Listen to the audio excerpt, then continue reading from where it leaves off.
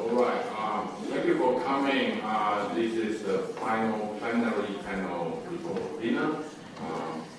So it's a book launch panel. I'm Ming-Sho. I'm with the Department of Sociology, National University, and I'm honored to chair this panel. So today we are going to have a good talk by Dr. Kuei-Tien, who is a prominent sociology of the environment in Taiwan, who has been led the Mixed Society and Social Policy Research Center in the school for many years. And that center is the host of today's event. And the book he is going to talk about is titled Taiwan in Net Zero Transition. The subtitle is An East Asian Perspective on Developmental Environmentalism. And as we all know that Dr. Chou is very prolific writing about environmental issues in Taiwan. And this book, which I finished almost half last night, is a very important source book if we want to know more about Taiwan's struggle towards environmental protection. And I think it's very resourceful, very important resource book, and also very timely because the net zero issues have been quite often discussed in Taiwan. And although I think the book is very fitting to our conference thing, because on early pages you will see a comparative perspective involving South Korea and Japan. So this book, although this book is very Taiwan-centered, but it do have broader regional insight in there. So we'll begin with Dr. Chou's 30 minutes introduction. And also joining us today is a pair of also prominent scholars. So the first one is Professor Koichi Hasegawa.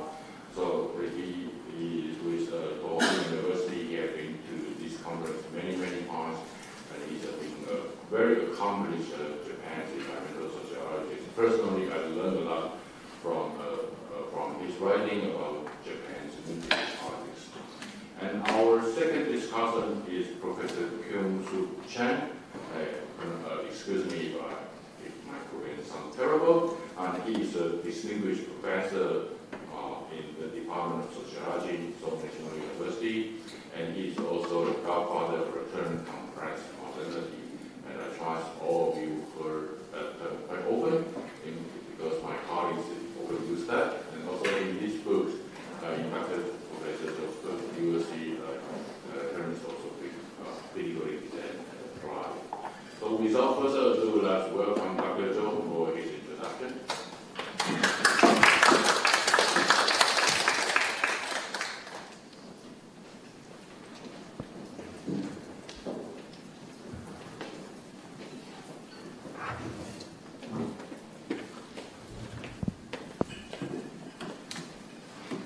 Okay, thank you very much for all the participants to join this book session. My job is actually to tell Professor Ming-Sho what's the next help of the book, because he read the book and fall asleep. Yeah, yesterday night, just read a half of this book. So my job is to remind him to read another half. And I would like to also take many thanks to discussing the background Japan and South Korea is Professor Koichi Hasegawa and Professor Kyung-Sup Chang, yeah, from Seoul National University. So this is the cover of my story. And I would like to praise the organizer who gave me only 30 minutes to present, so work hard their book, okay? So who is the organizer, okay? Okay, this is the outline of my presentation today. So this is the content of my book. I know somebody is too far to see the slide. It's too small words. Okay. In the first part, I try to analyze the structured high carbon past. Particularly, I actually analyzed the legacy of the environmental resistance in Taiwan history that generate so-called embedded distrust, what we call the embedded injustice. Okay, that's the result in distrust in the government. So this is actually a Taiwan problem. And in the second part of the book, I analyze the predicament, the net zero transition, or the depth of the net zero transition. I analyze the weak socially robust knowledge in net zero transition movement. And I also analyze how what is the reason that Taiwan lost the opportunity window of the energy text. And in the third part of this book, I try to analyze how to trigger the net zero transition in Taiwan, and I address that is the democratic deliberative deficit and the developmental net zeroism. Okay, so the pragmatic issue of proposing the thesis of developmental net zeroism. First, I actually to distinguish the difference of the developmental environmentalism and the developmental net zeroism. Developmental environmentalism analyzes the arbitrariness of the state governments on air pollution, chemical contamination of food, and the carbon reduction, prioritizing economic and industrial competition. Even under international carbon reduction pressures and trends, it still emphasizes the competitiveness of green technology issue. The net zero transition justice is not its preeminent text. Okay, we have to address the net zero transition justice. Developmental net zero affects not only domestic governments but also the requirements of international net zero carbon emission as part of the global manufacture and the supply chain. The state must address the geopolitics pressure of global climate change and the new landscape of geopolitical economic competition. The geopolitical competition issue is just occurs just that occurs between Taiwan, Japan, and South Korea and other Asian countries. So the components of developmental net zero are: we have to value the geopolitics influence, the climate and the net zero governance. For example, the U.S. presidency and the Taiwan climate policy. Actually, in the end of 2021, when Biden won the presidency, Taiwan government, actually suddenly, okay, we will say that changing the climate policy. That's because before that, the Taiwan government was still hesitant to follow the rule of the Trump and actually the fossil fuel route. Okay, we have to value the geo-economic influence of the green industrial competition, carbon-intensive industry. For example, the carbon-intensive industry invests the green tech, wind power, hydro vehicle. This occurs in South Korea and Taiwan. I have some analysis in that. And I think in the end of 1980s, South Korea was aware that China's mobile industry will rising. So they tend to invest hydro vehicle. Okay, we have to value geo-economic influence the carbon pricing institution. For example, this time when Taiwan wants to set the carbon pricing institution, they consider the carbon price is not too higher than that in South Korea and Japan, in order to prevent our industry to not get too much burden, to reduce their competitiveness with their oppositional partner in South Korea and Japan. Okay, we have to value the geopolitics and the economic actually deeply influence the regional country. So on the other hand, actually in Taiwan or in other East Asian or Asian country, we are actually high carbon lock-in and the global supply chain. We have to concern, now that we say the just transition, we have to concern the representation of the vulnerable sacrifice system, initial ignorance of the environmental and the labor rights. Just in that session, Yuki, okay, Professor Yuki has used the term victim system or victim structure, intergenerational victim structure by the earlier ignorance or earlier sacrifice object of environmental issue. Okay, we have to concern the representation of social and regional inequalities. For example, high polluted manufacture and the power plant neighboring area. So when we focus on just transition, the just transition issue of net zero emission have to refer to embedded injustice in environmental labor resistance and the regional inequality. And the more when we focus on the democratic process by so-called net zero transition, we have to critically reflect the decentralized bureaucracy and the deficit of democratic deliberation on climate policy or the net zero emission process. I will actually take some more later, and we have to construct a reflexive democracy embedding in the social-political context. I don't like use the deliberative democracy. This is a Western term. Yeah, in my view, we have to construct a reflexive democracy. If we have time, we will discuss later. So again, we see that China, Japan, Korea, and Taiwan, the first two, China is the number one of the global total GHG emission. Japan, number 8, Korea, number 15, Taiwan is number 33. And you can say that Taiwan actually faced the international pressure, the Kyoto Protocol in 1997, the Paris Agreement, and then CBAM, EU will launch CBAM later, and the 2015 Net Zero Plan and the RE100. And in the middle picture, you can see that Taiwan government has already announced the different domestic reduction, GHG emission reduction target proposal. It's already several times. But there is just a formalistic announcement. Okay, in reality, it's hard to get the target. Okay, and in this picture, we see that Taiwan actually faced 4 main international and domestic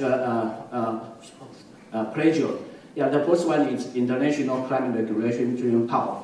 The second one is decarbonization value-driven power, and the third one is society-driven by social alliance, and the fourth one is market-driven power. When we enlarge this picture, actually, in these 4 driven power that exert pressure to Taiwan inner politics, we are still the farm economy. We are still the decentralized bureaucracy of the state to put net zero policy.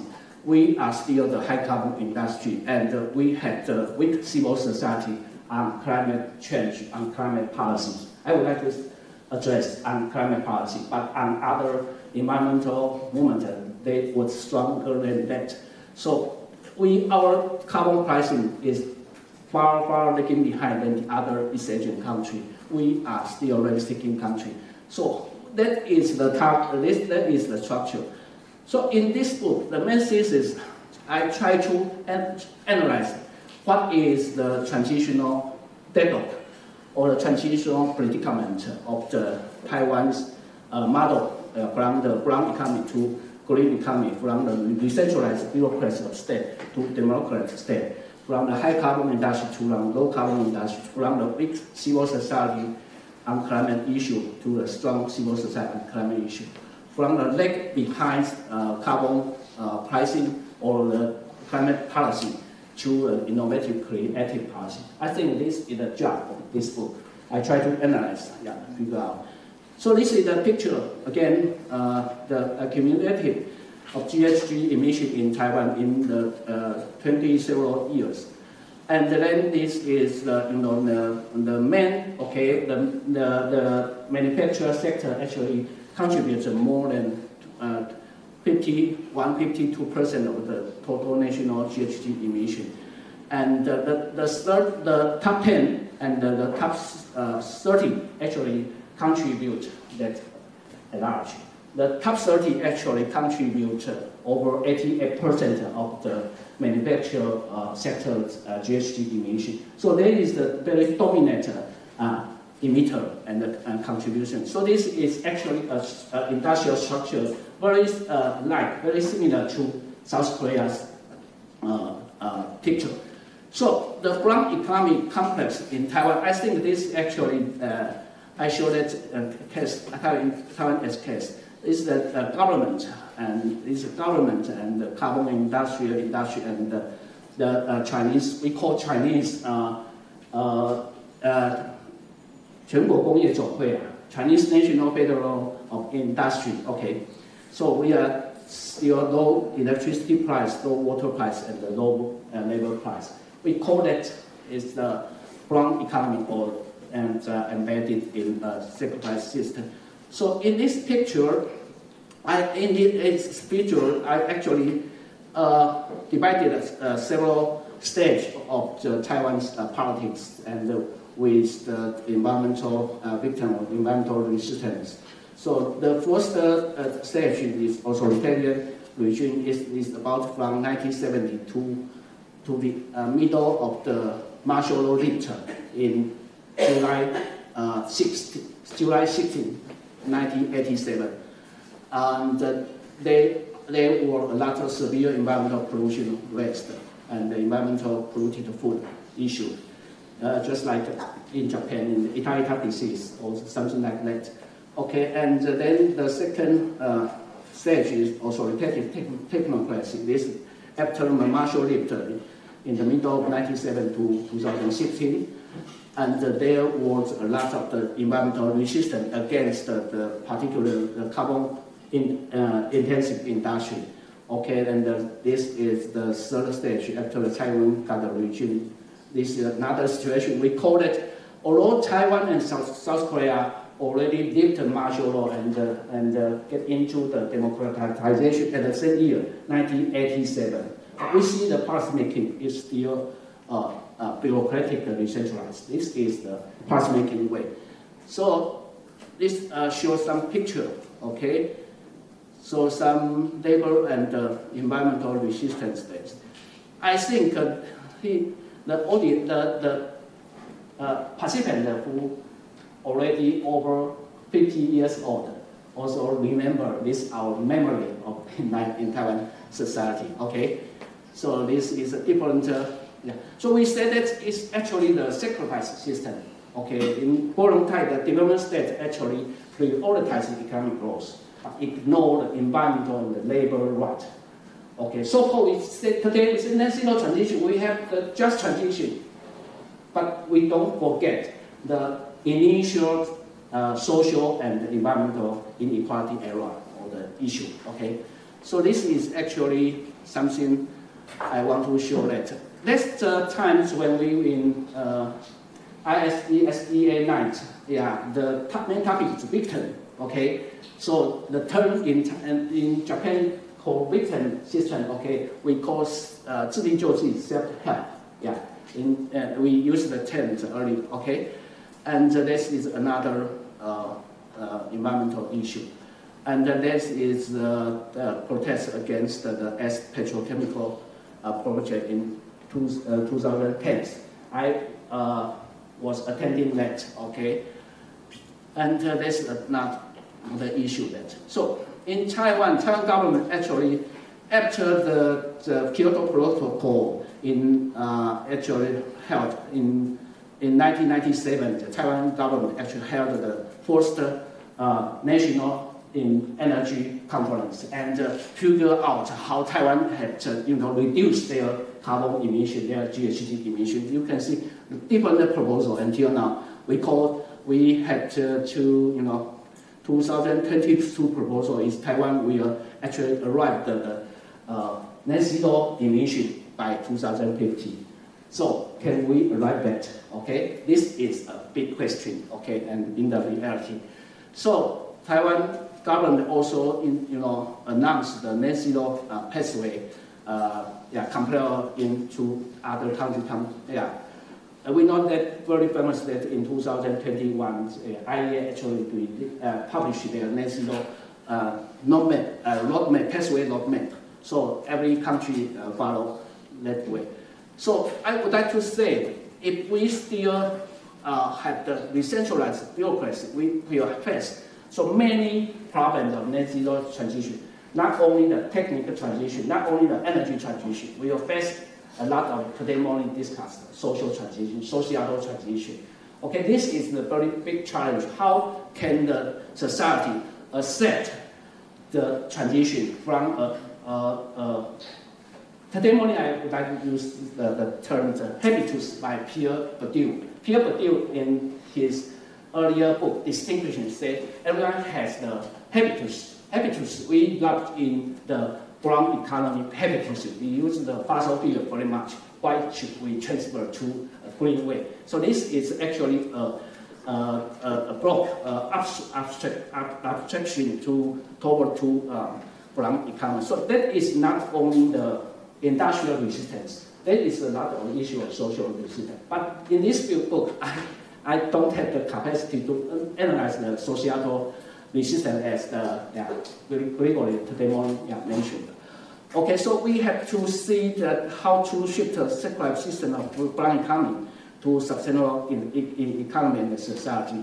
Okay, so before I actually analyze the process of net zero emission, I would like to also have some short word about this article. This article, we try to analyze actually how Taiwan is actually lost the 3 opportunity window of energy tax in 2006, 2009, and 2015. So in a high carbon regime, actually to support the brown economy and the high carbon structure, there are actually institutional lock-in, competitive lock-in, and technical institution complex lock-in. They will become a reinforced carbon lock-in to obstruct Taiwan border to net zero transition to meet the institution setting of the energy tax later. So Taiwan actually just faced the EU CBAM's announcement in 2001. We actually our government really actually seriously recognized. So Taiwan had to set the carbon pricing. And the big industrial unions say, oh, Taiwan have to set carbon pricing in order to keep pace with the world competition. So before that, the 全国工业总会 INCT was very radical against that. Okay, so this is actually. So we have to discuss the process of the democratic deliberative deficit and the development net zero. I have actually in my book I have several seven case analysis, but here I only show 5 case studies. So actually, the Taiwan's government announced 2050 net zero by it's already late 1 year than that in Japan, on South Korea, and China. In 2020, June, July, and September, South Korea, Japan, and China already announced the carbon neutrality in 2050. China said carbon neutrality in 2060, and Taiwan has nothing to that. So we urge our government, through different channels, we urge our government to do that. So in April 1st, 2021, the executive yuan firstly, initially they organized so-called the Net Zero Task Force 2050 pathway. They organized first of all the decarbonization and the energy task force, and the second the industrial and the energy efficiency task force, and the third one is green vertical or green transportation task force, and there is negative carbon task force, so-called CCS or CCUS. Okay, and later several months they organized the so-called governments, net zero governance task force. But in the discussion or in the process of discussion, the 2050 net zero pathway is actually very real deliberation with outside, with scholar, with NGO. Okay, so today's morning has introduction the new NDC 3. Actually, they have to launch several meetings or the public hearing, but he said it's not enough. Not like the South Korea for offshore wind power. But this is real, very thick, as I know, only 6 times. I don't know whether Wenlin was invited. We scholar and NGO was not too much invited. So this is actually, in my view, particularly Professor Xiao Daiji, who is actually the president of the 中华经济研究院, Chinese economy and a think tank, official think tank. He said the scholar is actually nothing in our government eyes. Okay, okay. And then this is the limited social communication on 2013 net zero roadmap. So in 2002, our government announced the new net zero GHG emission roadmap. In 2030, to reduce the GHG emission to 24% plus 1 and 2, according to 2005 GHG emission level. But that is also not open to discussions. Okay, most of the NGO or the scholar didn't know how does that happen. Okay, and then this is also the third case is environmental concern of the three major programs for investing in Taiwan. This story is as actually in the American Civil War in October 2018, Trump, the first time, launched this war. And a lot of the capital flowing back to Taiwan. And our government actually launched so-called three major programs for investing in Taiwan. According to our colleagues' regions, statistic in 2001, at the beginning of 2001, they already over 100 million capital, NT dollar capital flowing Taiwan. But over 50% industry is the carbon intensive industry, high energy consumption, high water consumption, and at the back record of the dumping the industrial waste. Okay, and just last week, our government said we will stretch the three major programs investing in Taiwan to 2027, but there is, until now, there is still no screening mechanism or institution. Outside, we all of us don't know what is the screening system. Okay, so but as I said, we put a lot of industry come back, but consuming more electricity, consuming more water. We actually welcome all the Taiwan merchants come back to home to invest, but we have to scrutinize that. And the first one is the limited public hearing on climate change response act. There are several public hearings, but according to our interview, I quote some interview content. Okay, now under the CCRA, Climate Change Response Act, the supervisor authority remind with the TEPA, Taiwan's EPA. The TEPA definitely doesn't have the status to communicate effectively with other ministry. Okay, the second interviewee, continue based on the entirety of the communication from the CCRA symposium. Their attitude is that they cannot make decisions. They are just collecting opinions. It is possible that they are collecting opinions to discuss further. So we are really concerned to who will make the final decision.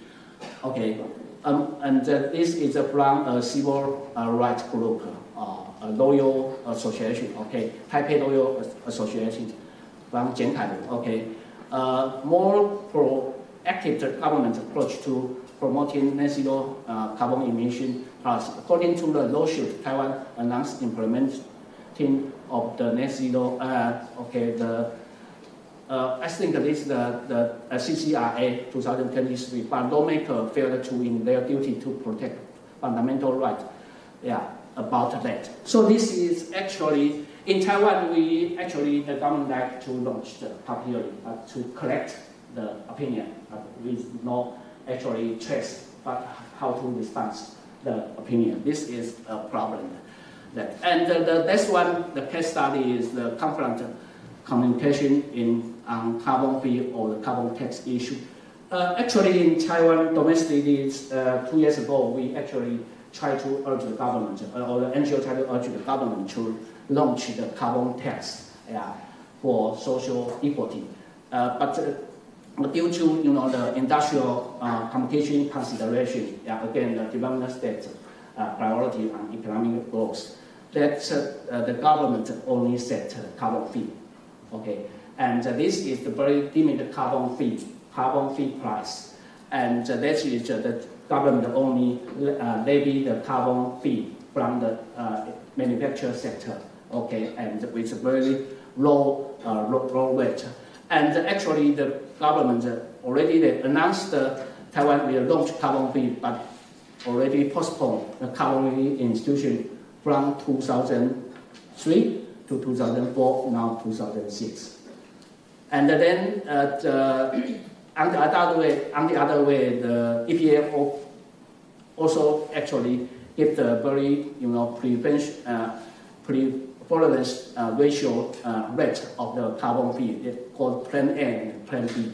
That is actually a comparison to South Korea carbon pricing system. They'll say we can put to higher carbon price in order to abstract our industrial sector to make competition with South Korea. Okay, this is the issue. And then they only set the emitter exceeding 250,000 tons CO2 that just to pay the carbon fee. This is another rules regulation. So I would like to go back the next 2 or 3 slides. Go back to the theoretical reflection of this book of developmental net zeroism.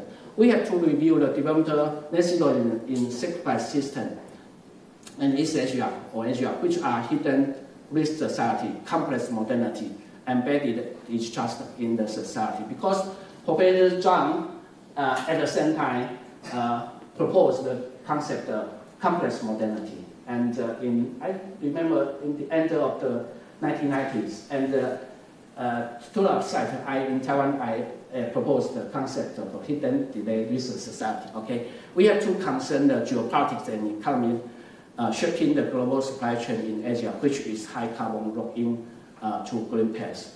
We have to meet the transition from authoritative technocracy, we centralized bureaucracy to robust democratic policy making.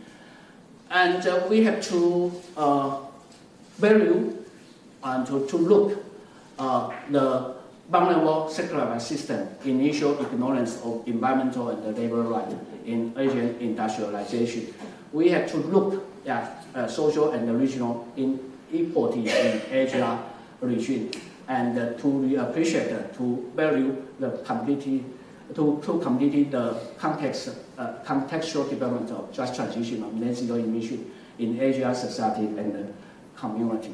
So we actually, as South Korea citizen, Japan citizen, Asia citizen, or Taiwan citizen, we are actually the global cosmopolitan system. We like to contribute our life to the next generation. Okay, this is actually before 100 years. One actually, Jiang Weishui is actually volunteer scholar, or it's actually a very initialist. Okay, try to actually to promote Taiwan's mindset from the island to the global world. Okay, thank you very much. This is my word.